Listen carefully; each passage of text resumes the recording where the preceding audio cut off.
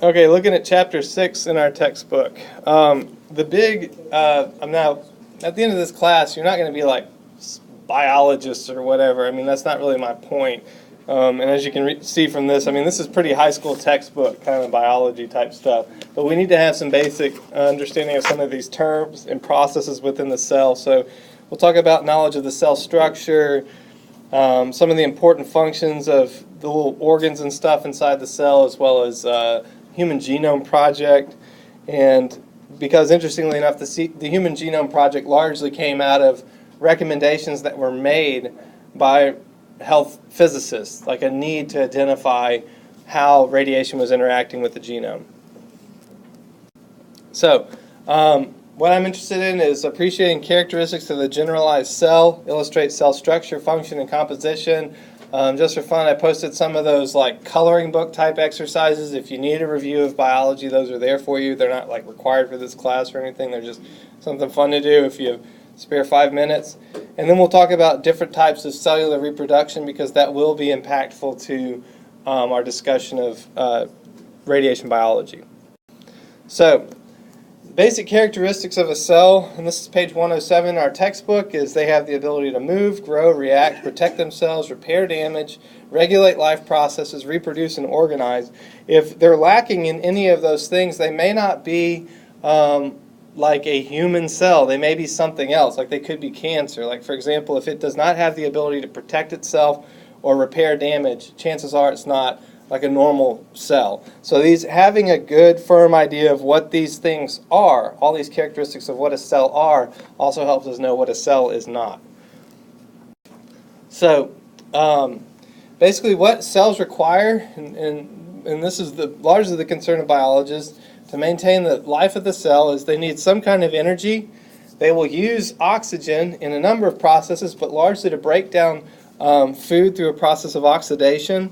And then they require quite a bit of water, like 80 to 85% of the cell's structure is water, and it's going to be used for transporting inorganic substances, it's used for the structure of the cell, and it's used to regulate the cell chemistry.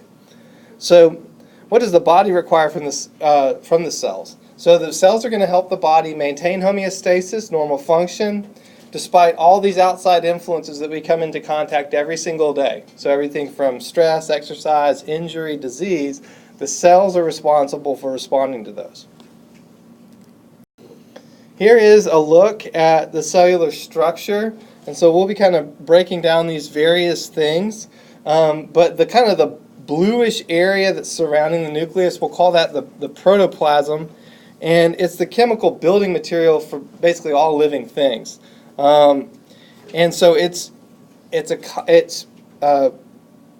carries on a complex process of what do you call it?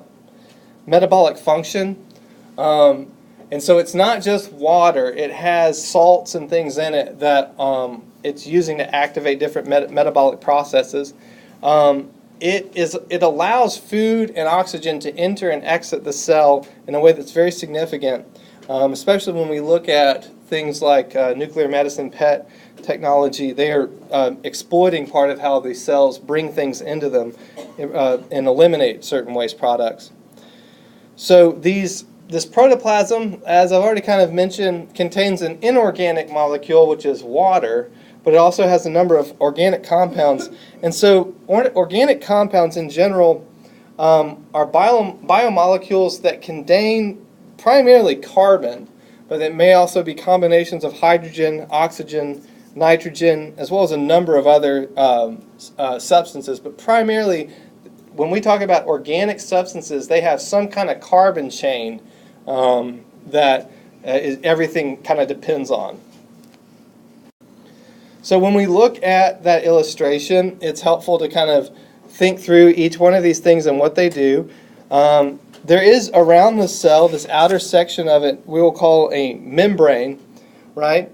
And this membrane is responsible for protecting the cell as well as providing the structure that supports the cell's form, right? And so different cells, different cell types will have different types of membranes. So it's important in looking at that illustration on the previous slide and recognizing that's a very generalized cell. Cells will look very different, like a muscle cell looks very different from, for example, a bone cell or a nerve cell, right? So the cellular membrane is going to be very responsible for that difference in look. It's semi-permeable, it's very flexible, and it's going to encase and surround the cell. So it is made up of lipids and proteins. So this is one of those points where you can say, hey, not all fats are bad, because the body uses fats to compose cell membrane. The cytoplasm within the cell, as I mentioned before already, is the protoplasm that exists like between the membrane and the cell nucleus. And the cytoplasm is this protoplasm type stuff that the cell uses to, again, transmit products, sustain its chemistry, as well as produce certain things. So it is the majority of the cell is made up of this cytoplasm, is this fluid that we mentioned is 80 to 85% water. Now within the cytoplasm there's a bunch of little organelles, right? And that's the generalized term for all these like weird little tubes and vesicles and granules and fibrils that exist within the cytoplasm and are responsible for a number of different types of cell function, right? So for example, we have the endoplasmic reticulum. And if I were to use like a metaphor for all of these different things within the cell, if you were to think about each cell being like a country, right? Like a city, maybe, like Memphis. The endoplasmic reticulum would be the highways, right? It would be the roads, okay? So it's responsible for moving things around. It allows it to communicate between the cell and extracellular things, as well as to move things within the cell. So I'm going to call it the roads. The Golgi apparatus is like Federal Express. Okay, they're the FedEx. They package things and they transport things for a lot of times for movement outside of the cell. So say we've got a waste product from some cell process, moves it through the endoplasmic reticulum to the Golgi apparatus. It will package it for transport outside of the membrane. Okay. The mitochondria, a helpful way to think about them is like they're like the little power plants, right, of the cell.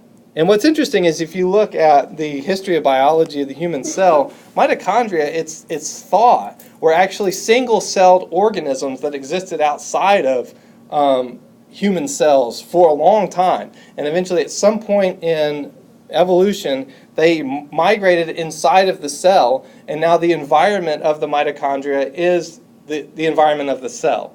But it has its own separate processes, and it's unique. But the mitochondria, what's interesting is the mitochondria have a double membrane around them, right? So that distinguishes them from a lot of these other organelles. They're kind of bean-shaped, and they are going to break down nutrients like carbohydrates, fats, and proteins and produce energy that the cell can use. And that's largely supplied by ATP, right? So we'll call them the power plants of the cell. Lysomes, the book has a really weird term that it calls them. It talks about them being suicide bags, right? Does anyone remember reading that? The lysomes have a highly acidic structure, highly acidic stuff inside of them. So if, for example, something disrupts the lysome and it ruptures that membrane around the lysome, that acidic structure could bleed out into the protoplasm and cause irreparable damage to the cell, right? So lysomes, like if we were to think about what they are in terms of our things, maybe they're like restaurants in our city, right? Or shopping malls or something like that. They're a place where the cell eats things. It consumes things in these places. Or maybe a better metaphor might be a trash dump, right? Because we wouldn't want to spend all of our time in the trash dump, right? It's not a really fun place. It's stinky. So if for some reason somehow we ruptured Memphis's trash dump and all the trash spilled out all over the city, that would not be a good situation, right? Likewise, though, if you were working at a restaurant and for some reason you knocked over the grease trap in the back of the restaurant and the grease went all over the restaurant, that would not be a good thing. So lysomes are interesting in that they could potentially be a target that disrupts and kills the cell if it's interacted with by radiation. So we'll come back to that. Rhizomes are factories, right? And if I can spell factories. And so these are places where they consist of 2/3 RNA and then 1/3 of protein. And so they're places where they manufacture or synthesize different things that the cell needs. So from the cell nucleus, it communicates the DNA structure through RNA outside of the nucleus, and within the ribosome, it's going to actually manufacture whatever that signal was encoding for. So that's where it's going to produce it. Centrosomes are like a protein machine. And I kind of struggled with what exactly to call these things. One possible way to think about a centrosome, if we were going to run with the city metaphor, might be like that they are able to construct bridges, right? Because these centrosomes kind of pull things apart and put things back together in really interesting ways when the cell is reproducing.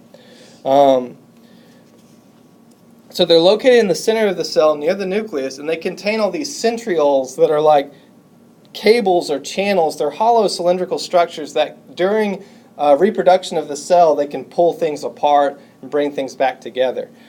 So they're machines in that sense, but then they also do this bridging thing. And then, of course, within the cell, we have the nucleus. And so for the purposes of the city metaphor, maybe the nucleus is best thought of as like City Hall, right? This is where all of the decisions that the cell makes are put forward, right?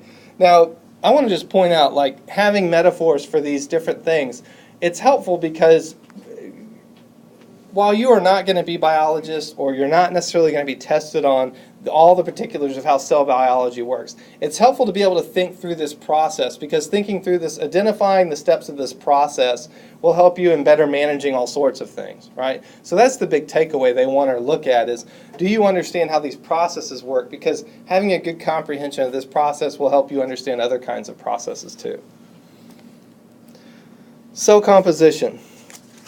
So largely what we're talking about is a chemical composition of the cell. And as I've alluded to already, the primary thing that we're talking about is protoplasm, right? But I've mentioned that within the protoplasm there's both organic compounds and inorganic compounds. The primary inorganic compound of the cell is going to be water, right? H2O.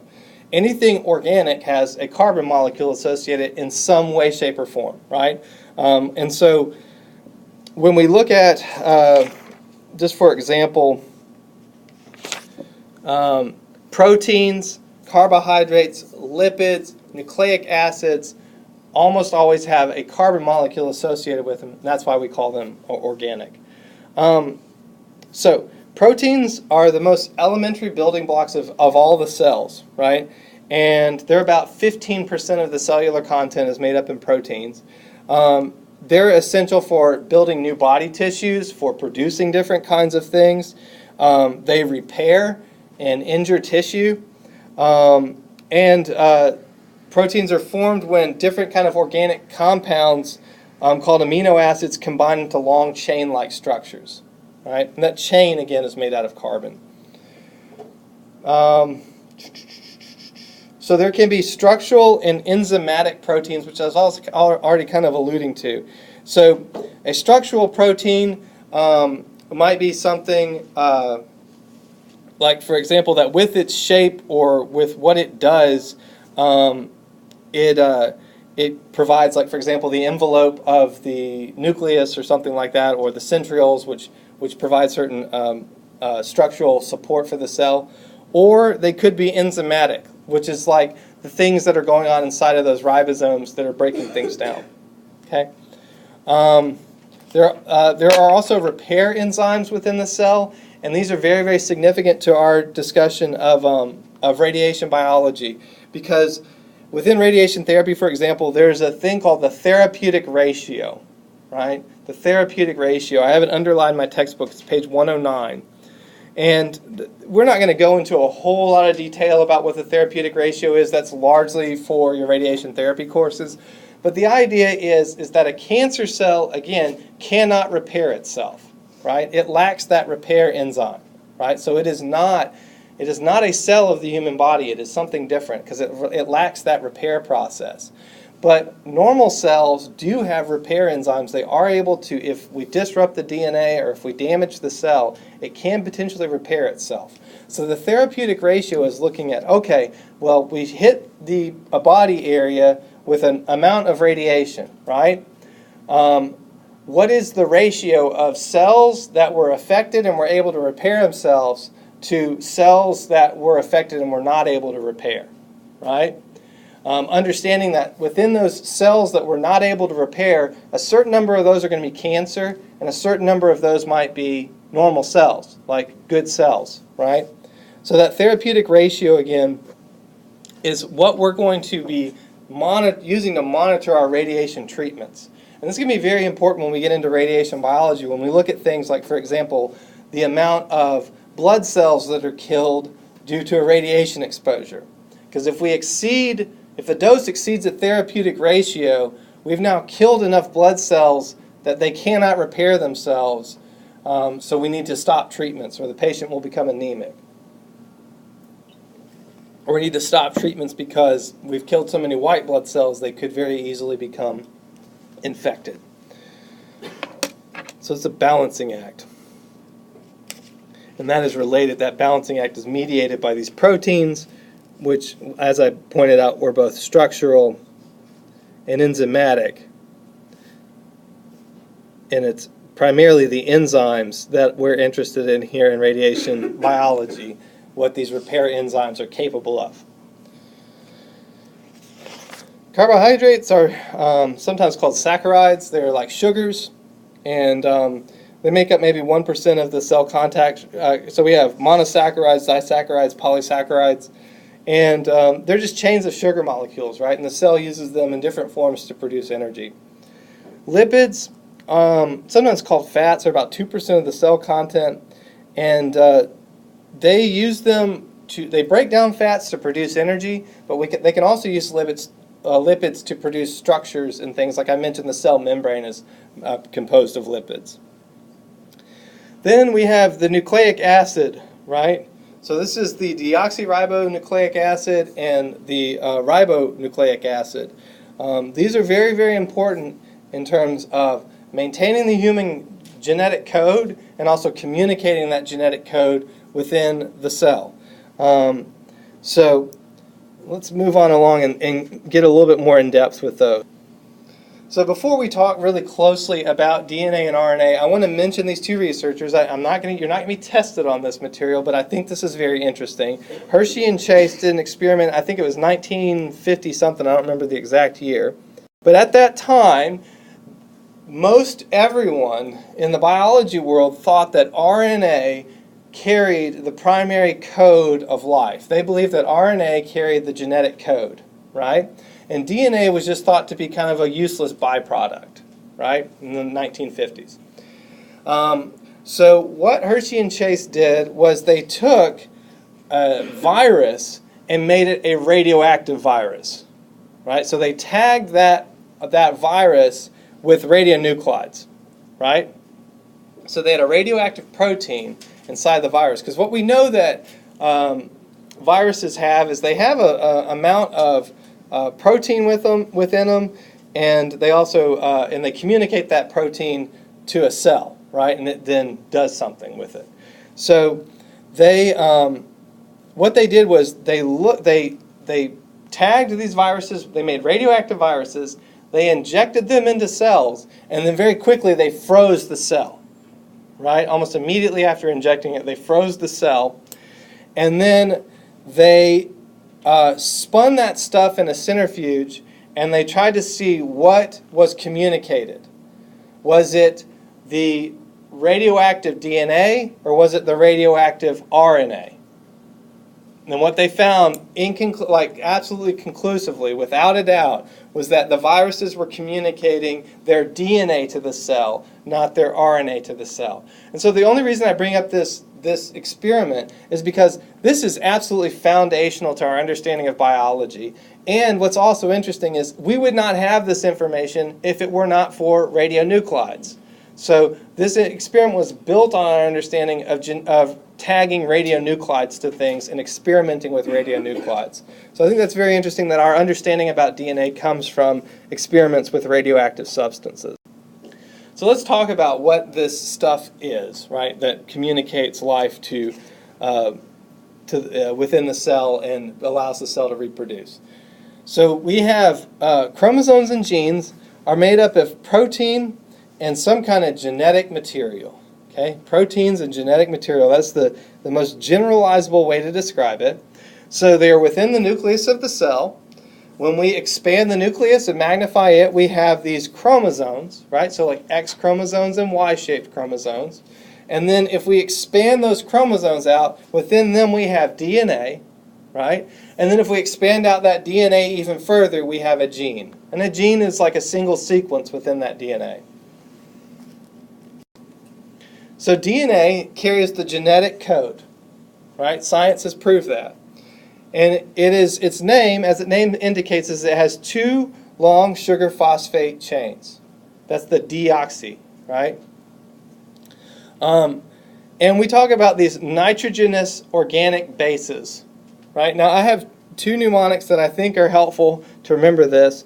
I remember this combination that's specific to DNA, right? Because it's going to be different when we talk about RNA slightly.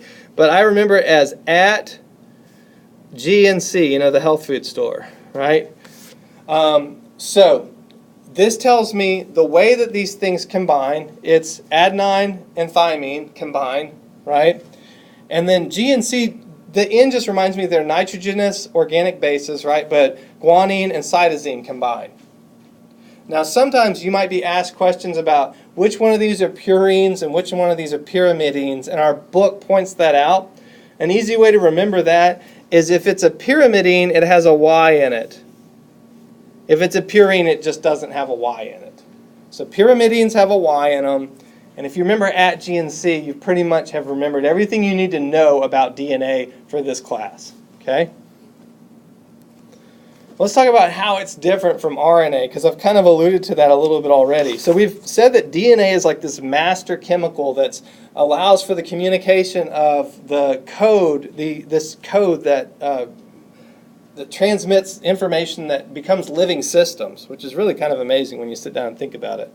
The main things that we will talk about in this class is that DNA has a deoxy, ribonucleic just has the ribo, right? So what does that mean? Well, a lot of times we talk about DNA having a double helix, right? Like a ladder that's been spiraled on itself. RNA does not have that other part to the ladder. It's like a ladder somehow made without the other rung. So that's what the deoxy is talking about versus ribonucleic. RNA is just going to have the one half of the DNA macromolecule. So it's a single strand. Now, using our at GNC mnemonic, we lose our thymine, so it just becomes og GNC. I have no clue what that means, but the thymine becomes uracil and ribonucleic acid. So we just have to remember uracil. If it has uracil in it, it's ribonucleic acid. The DNA is very, very long stuff. Like, for example, if I had a strand of DNA that was about the thickness of a fishing line, right? And I were to say, okay, Jarissa, take this fishing line and run that way. She would run and she would go past the VA, past Poplar, pretty much to North Parkway before she would stop, if it was the thickness of a fishing line. So it's incredibly long stuff. It's incredibly long stuff. And it contains a ton of information in it. So the only function of DNA is to carry that genetic information. That is its only function. It just carries information, carry information. The RNA, on the other hand, is shorter, but it has a lot more flexibility. So it might be this mRNA. It might be used as a messenger. It might be tRNA. It might be used for transfer. It can do a number of different things. Now, this is where things get really weird to me, because it's like, how does the cell know to do all this stuff? Like, how does it make all these parts move and do what they're supposed to do? I really don't understand it myself. And I mean, this is really kind of the stepping off point for biology. a lot of the questions that they're asking right now is like, what exactly are these cells and how do they do what they do? It is kind of amazing. So, as I mentioned, we have RNA that might be a messenger. So we have DNA. The DNA never leaves the cell nucleus. So if it wants to do anything, it has to communicate that via messenger RNA. So it will encode its signal into the messenger RNA, and that messenger RNA will then go along and it will meet up with a tRNA and a ribosome, and they will communicate that message and change it into the protein that it communicated. So it will build proteins out of the signal that the DNA gave it. That's where things get very, very interesting for us, because what we're talking about is somehow possibly the DNA, its signal being interrupted such that what it builds is different from what it should be building, right? All right, well, let's talk just a little bit about cellular reproduction. Now, there's two types. And this is important because radiation will impact these two different types of cells differently, right? But mitosis occurs within somatic cells. That is one of the definitions of a somatic cell. And somatic is just the fancy Greek word for having to do with the body, right? Soma means body.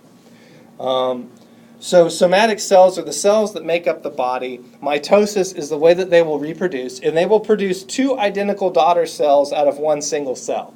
That is the mitotic reproduction. Versus meiosis, right?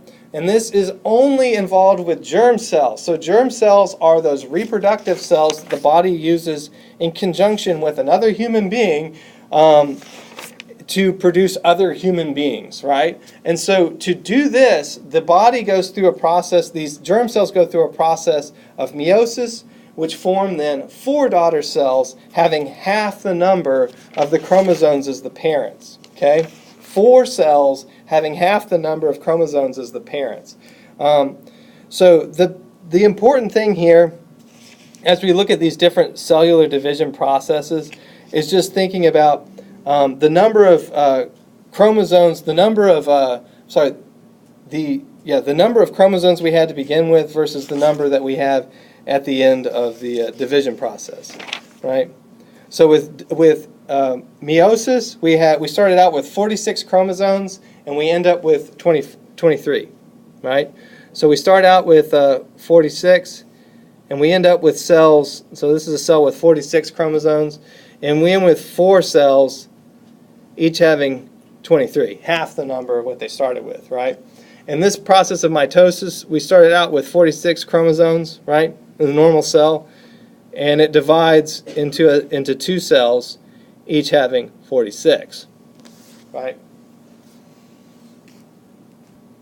So here that is illustrated a little bit more in depth, so I'll magnify this up. The one on top is our mitotic division, and so we've got these different phases of division, and so we'll park it here for just a little bit and talk about these types of mitotic phases. And just bear in mind, the phases are pretty much the same for both mitotic and meiosis division. Just the difference is at telophase, there's like an extra step for meiosis.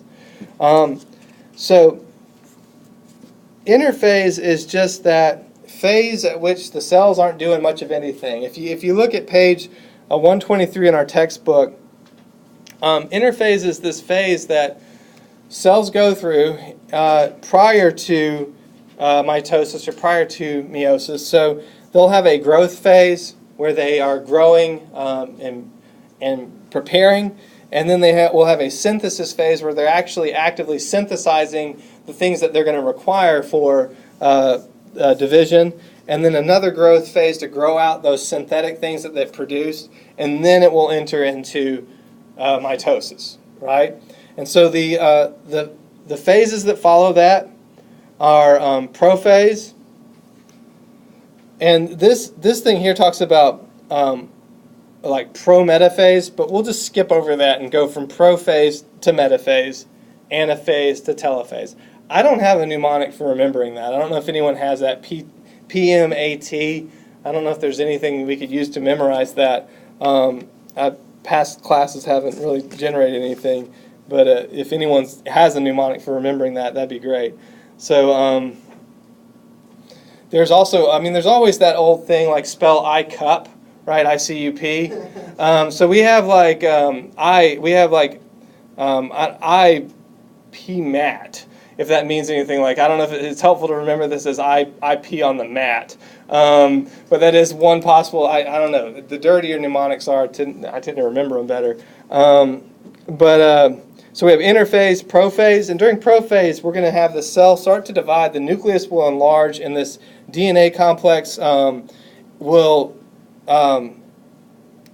going to coil up the DNA very, very tightly. So during interphase and stuff, when it's growing and synthesizing, all of that DNA is uncoiled, right? So like I said, we could run with it and get all the way to North Parkway. It's all uncoiled, and it's just sitting there inside the cell nucleus.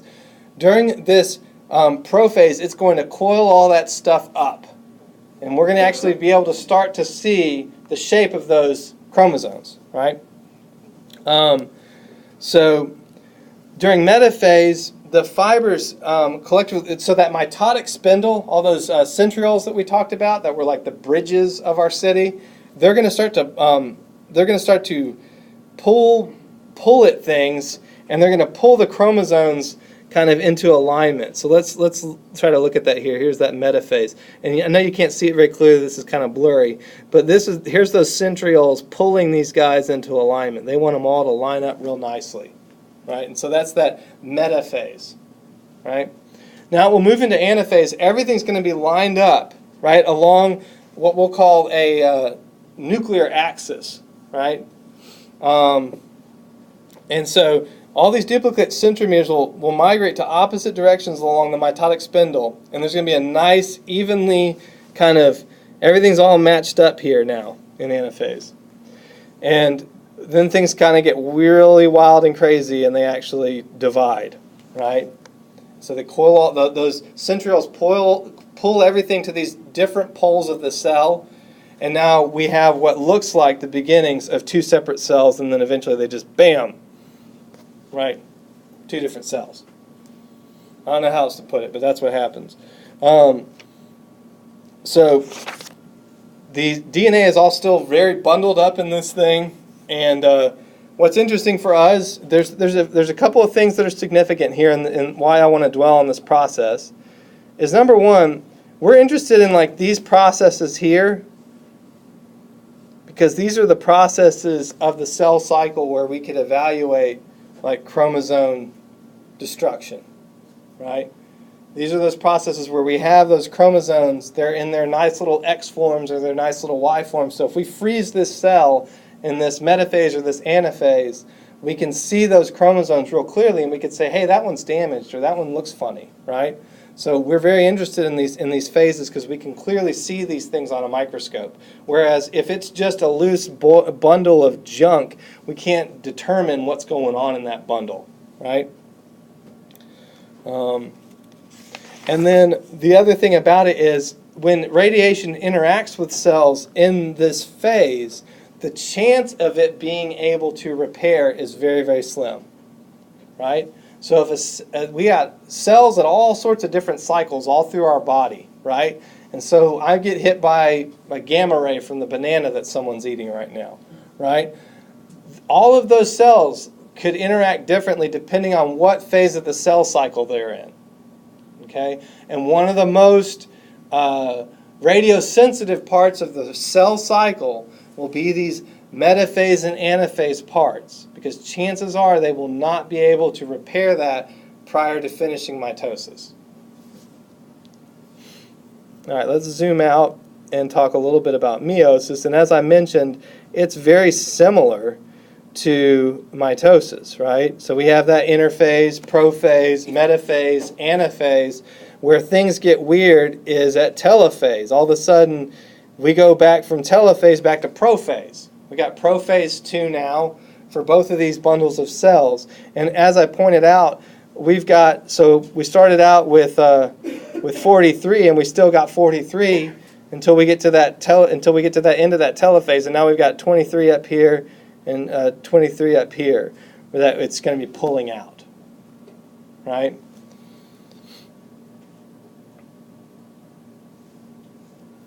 So as we move along, prophase, metaphase, anaphase, telophase 2, and here we've got each one of these daughter cells has 23 chromosomes.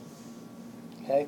And this is useful to reproduction because it means that the human organism, when it reproduces, will have 23 of its dad's chromosomes and 23 of its mom's chromosomes. Those will combine to form a new human being, right?